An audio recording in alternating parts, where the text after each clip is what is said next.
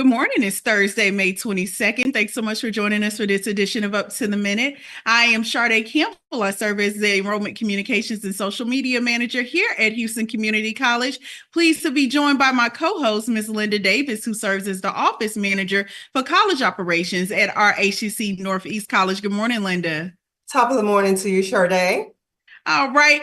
Well, we're post-graduation week. Happy to get back into the swing of things with our show and our topics and our Thursday Family Fun Day guests. But for those, because we weren't on Friday, who need to catch up for whatever reason, how can they find us? We're live on Houston Community College's district Facebook page, not HCC, and YouTube. We're also on X, LinkedIn, and on HCCTV at noon, 5 and 10, Monday through Friday. All right, well, for Thursday Family Fun Day, we're discussing an upcoming ballet performance of the world-renowned Brothers Karamazov performance. And we are pleased to have joining us to talk about that Aima Rakhimzhanova, who is the Marketing Communications Advisor for the Russian Cultural Center. Good morning, Aima. Hello. All right, you and Linda are going to have a conversation in just a second. But first, we have a blast from the past with our San Jacinto Conservatory that is located at HCC Central College to see where such famous people as Walter Cronkite and Howard Hughes went to high school. Want to welcome to the show Dr. Annette Zinn, who's an attorney and HCC San Jacinto Conservatory historian and a 1968 San Jacinto High School graduate. Good morning, Annette. Good morning. So happy to have you. You know, every time I do this show, I'm like, oh, I learned something new. Did not know that Howard Hughes was walking the halls over at HCC Central. Yes, exactly. That was some time back.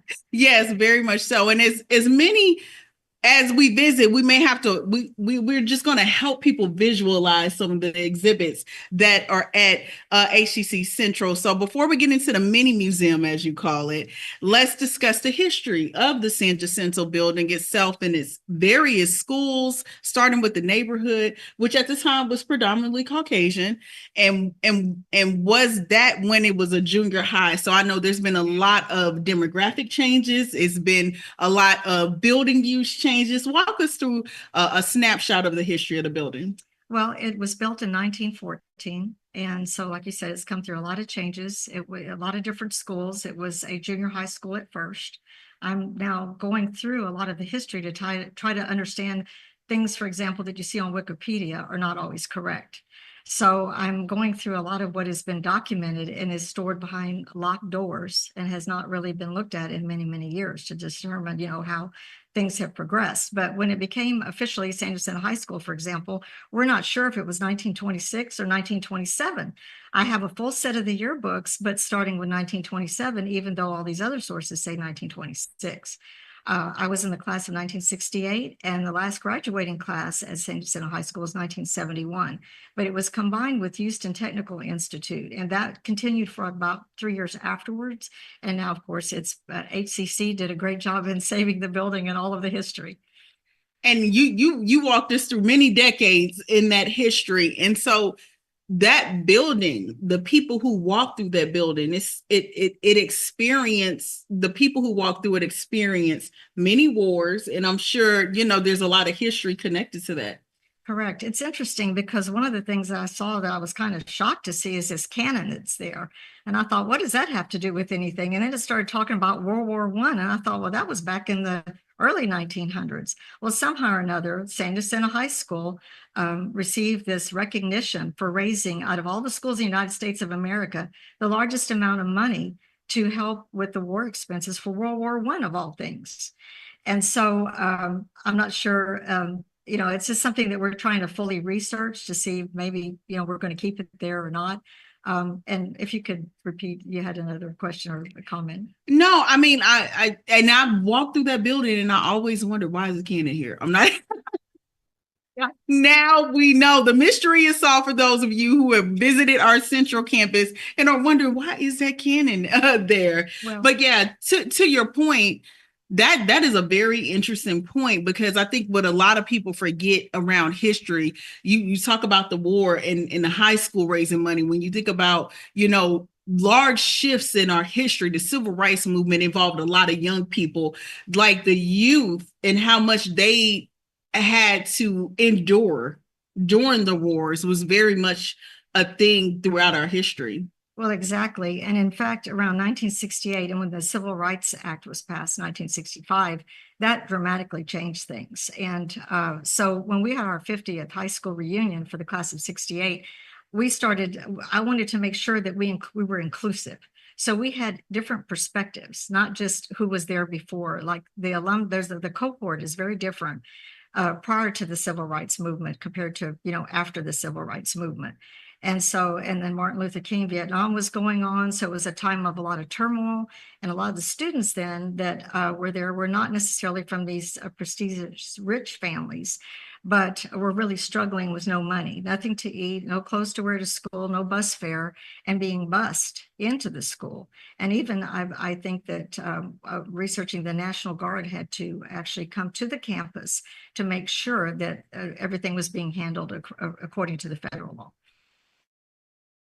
Marks the anniversary of Brown versus Board of Education, which desegregated the schools, but a lot of states, specifically in the South, took a while. And I don't remember the year where Houston was fully desegregated, but it was quite a while after the landmark decision, Brown versus Board of Education. Yes, it took some time. It didn't happen overnight. And some of the people in our group for the class of 68, there was a misunderstanding too about what was going to happen to the Afro-American students.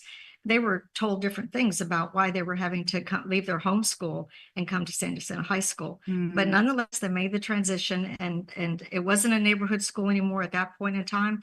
So busing occurred from all parts of the city. So people were living everywhere. And if you didn't have bus fare, you didn't have a way to get to school. Yeah, absolutely. And you talk a lot about the alumni, and part of your role as a historian is keeping that alumni connection. And I opened up with a couple famous people who walked the hall. So tell us a little bit about the famous graduates on the Walk of Fame there.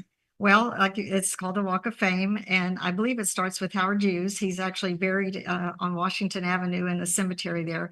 He was a billionaire, and he was the key player in aviation. He had this invention called the spruce goose. Walter Cronkite, a lot of people don't know who he is. A lot of people do. There was also Dr. Denton Colley, two mayors, Kathy Whitmire, Fred Hoffines, and A.J. Foyt, the race car guy, and Gail Storm, who was an actress and came to San Jacinto High School. And it's surprising how many people came to this school, because I think that it was a centrally located school. And especially there were people that were the neighborhood surrounding the school that, had certain access to the school that, others didn't. Yeah. And, a lot of the work that you're doing, historians, those who are doing the work to preserve history, is such invisible labor, but it's such important work. And we want to make sure that as the work is being done, the knowledge is being transferred. So how are you documenting history in a way that our students are able to access and connect with it? Well, the biggest way, aside from what we have, the objects in the conservatory, is that I am now having all of what we call the Campus Code. So it was our newsletter that started back, I'm not sure when. It's had a sorted past, and I've put all those together to have them digitized, and selecting out certain articles. There's a story I stumbled on that was kind of, I had no idea that the school purchased a bear from Alaska, brought it down here as the mascot to take to the football games, had it on a leash. And I won't tell the end of the story, but who would have thought, things like that. It actually ended up in the Houston Zoo. So a bear on a leash is wild. I just literally can't even imagine. Yeah. So there's so much history. You're helping our students connect with it, but also keeping alumni connected. As we wrap out, because we're running out of time, do you have an alumni organization, and what are some of the things that it's working on? Well, we're working on a lot of things. We're working on a book right now. We're trying to sort of cherry pick out of all of this documented evidence that we had, certain articles that were already written whenever they were written. So they're just as good now as they were ever. So we're using those articles in this book that we're hoping to create maybe by this fall. And I think that our alumni group is the oldest alumni group in the United States. And so we're keeping the newsletter active. We have our regular meetings. We bring in speakers talking about, a lot of us, we're now aging out because as, we're the class of 1971, a lot of the people in my class of 1968 are in their 70s. So, our cohort is becoming smaller. Absolutely. And just want to say, appreciate the work you're doing to preserve the history, help connect our students with the history. For those that are joining the interview, we've been talking to Dr. Annette Zinn, who's an attorney and HCC San Jacinto Conservatory historian and 1968 San Jacinto High School graduate. For those who may have missed it, this is located at our HCC Central campus. We'll have information posted after the show to see how you can check out the museum. Thank you so much for joining us, Dr. Zinn. Thank you very much. I appreciate the opportunity. All right. And after a commercial break, Linda and I will be back with our Thursday Family Fun Day guests. I'm learning healthcare management while providing patient care. I came back to grow my skills, even after I graduated. And if I can't make it in person, I take my classes online.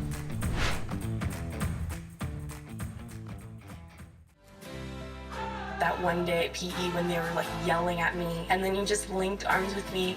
I don't think you know how much like that helped me. I finally like knew that I had somebody.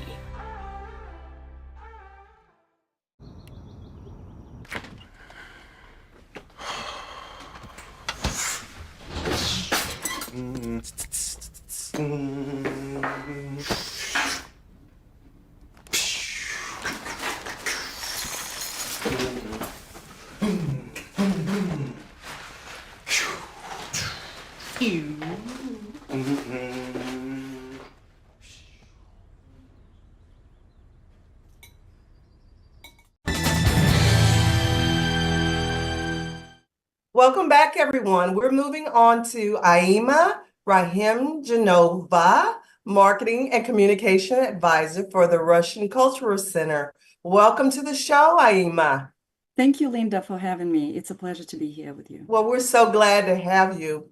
But before we talk about the Brothers Karamazov, tell us about the Cultural Center, which you call Our Texas, its history and its mission.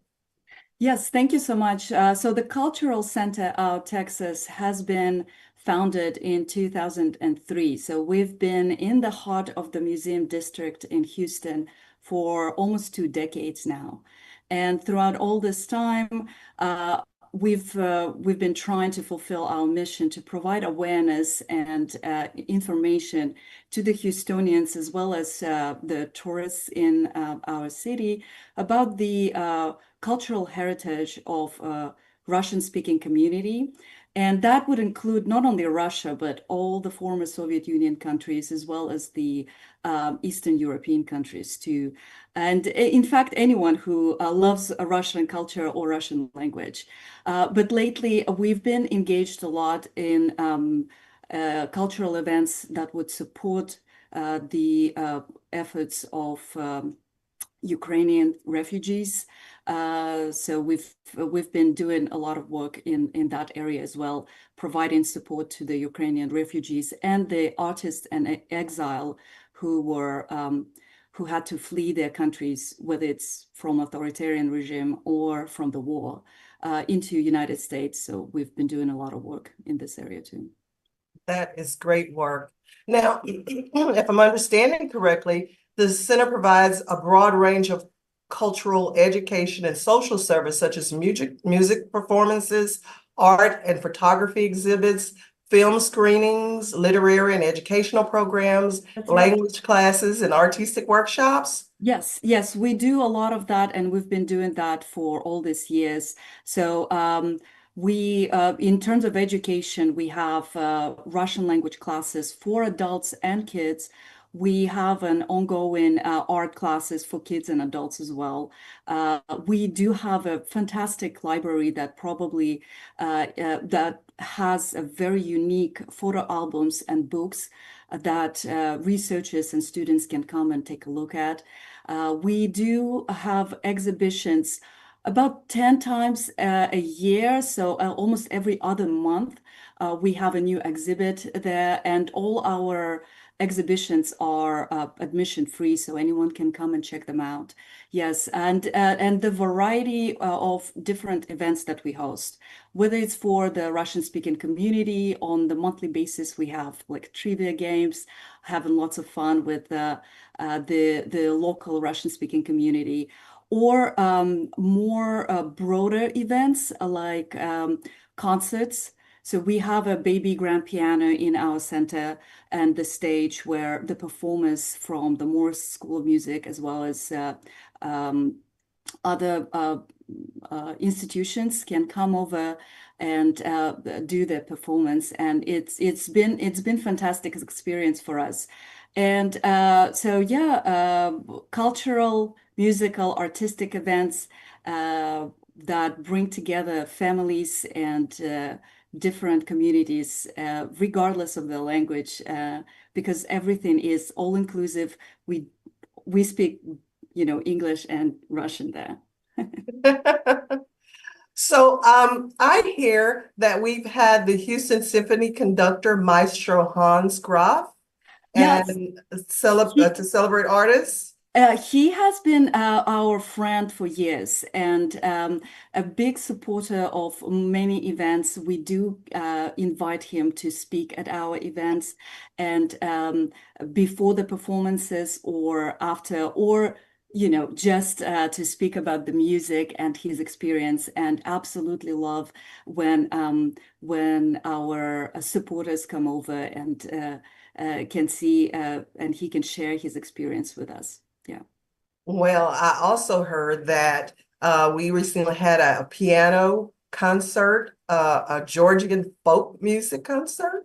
Yeah, so as I mentioned, Russian speaking world is vast, and it includes different countries. So about a month ago, we had a whole month of different events dedicated to Georgian culture, and that included a fantastic performance, a musical performance by Georgian artists, as well as the actually exhibit by one of the Georgian artists, and we had like a tea party where we shared the food, which is a part of culture, a big part of culture as well. Well, I am a foodie.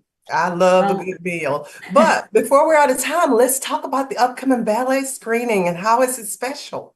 Yeah, so we've been thinking about it for quite some time. On May 30th, that's going to be next Friday at 7:30 p.m. in our center, cultural center, our Texas. We're going to host a film production screening of Boris Eifman's ballet, The Brothers Karamazov. Those who know Russian literature may know The Brothers Karamazov. It's a famous novel by Fyodor Dostoevsky that is deep philosophical piece about the role of religion, faith, love, relationships between brothers and in the family generally. And all those emotions, Boris Eifman, as a genius choreographer, was able to put together in the dance. And Boris Eifman's ballet is a ballet in St. Petersburg, Russia. We would love to see it live on stage, but it at the realities that we live right now, it's not always viable. So we did our best to bring the experience to our fellow Houstonians and share with them just how genius and incredible this modern ballet performance is, with all the depth and fantastic music, and of course the performances themselves. So it's going to be on screen, but and for the fraction of the price of just if you would go to the theater. But however, we promise that it's going to be unbelievable, since the ballet is a known. Boris Eifman is a well-known and regarded and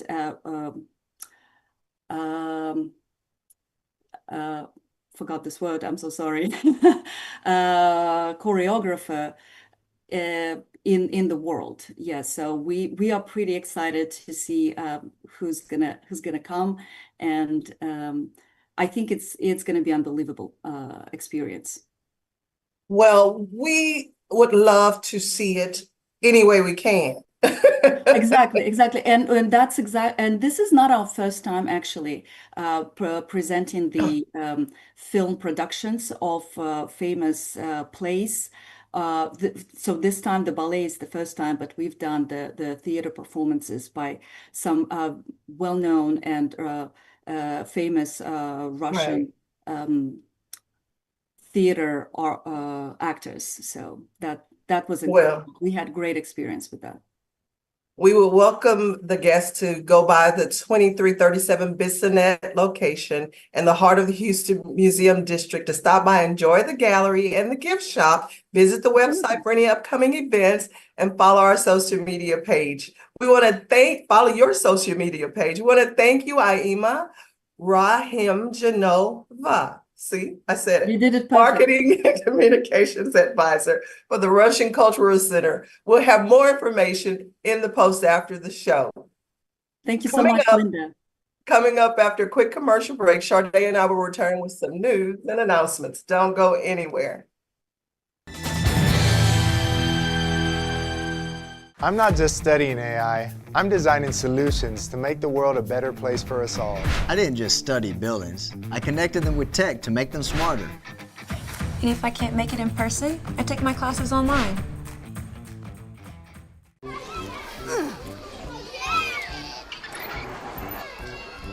If you love them enough to crawl into a play place to get them to come down, then surely you'll check nhtsa.gov/the right seat to make sure they're in the right car seat. Today I'm going to talk to you about physics. Come on in, girls. Let's go. This is the first rocket to get humans to Mars. Really tall. I'm a rocket structural engineer, designing and building parts of the rocket. You are the generation that will be stepping foot on Mars. Do I have a group of astronauts on my hands? Yes. You can become a rocket scientist or whatever else you want to be. Welcome back. We're gonna wrap things out like we always do here on Up to the Minute with news and announcements happening around HCC and in our community. Kicking things off with a scholarship opportunity. Women Who Rock, free childcare for students. We want to call all HCC student parents. This announcement is for you. The United Way's Women Who Rock Childcare Scholarship provides assistance to parents continuing their education beyond high school. The deadline to apply is approaching. Be sure to check our post after the show for details. Calling all innovators, Metaverse Camp. HCC's Next Gen AI and Metaverse Camp is said to not just be another summer camp, but a chance to design, build, and innovate with the latest tools shaping tomorrow's digital universe. Whether you're into gaming, art, coding, or curious about AI and Metaverse, this camp is for you. It's going to be 9 a.m. to 2, Monday through Friday, June 9th through the 13th at HCC Central, JB Watley Building. Limited spots are available. Check out the post after the show. All right. Well, we have a virtual book club. So for all our readers, this is for you. Our HCC Northeast and Southeast college libraries are offering a virtual book club for students, staff, and faculty. They'll host discussions online for the book Afterglow, Climate Fiction for Future Ancestors, a sci-fi anthology of short stories. The virtual book club registration is open through Monday, June 9th. And the Summer 2 virtual book club registration will open on July 1st. So check out the post after the show for details. Looking for your refund? Financial aid is on the case. Students wondering when to expect their refunds this semester should know that HCC's Financial Aid Office will continue to disperse and refund financial aid funds remotely. They are processing refunds as quickly as possible and will communicate updates. Check out the post after the show for the link and more information. It's coming. All right. Well, look, jumping ahead to Memorial Day, there will be no Up to the Minute live.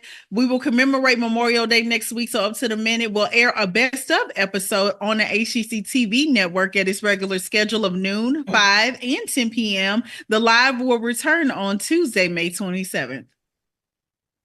Fall registration has opened, summer ongoing. It's time to think about fall classes early. You still have time to get to summer courses to help stay on track. HCC classes are still offered in a variety of programs, semester lengths, and a range of modalities, including online anytime, online on a schedule, hybrid, both face-to-face and partially virtual, in-person, and hybrid labs. To learn more about HCC programs, start dates, and options to cover costs, visit us at hccs.edu/apply.